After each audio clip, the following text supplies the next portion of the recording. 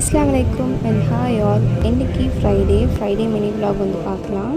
So morning எழுந்ததுமே வந்து ப்ரேயர்லாம் முடிச்சுட்டு அதுக்கப்புறம் வந்து நிறையா மணி பிளான்ஸ் எல்லாமே வந்து வளர்ந்துருந்துச்சு.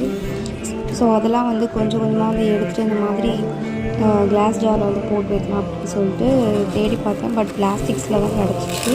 சரி டெக்கார் மாதிரி யூஸ் பண்ணலாம்னு சொல்லிட்டு பிளாஸ்டிக் கிளாஸில் இந்த மாதிரி மணி பிளான்ஸ் எல்லாமே வந்து போட்டு வச்சுட்டேன்.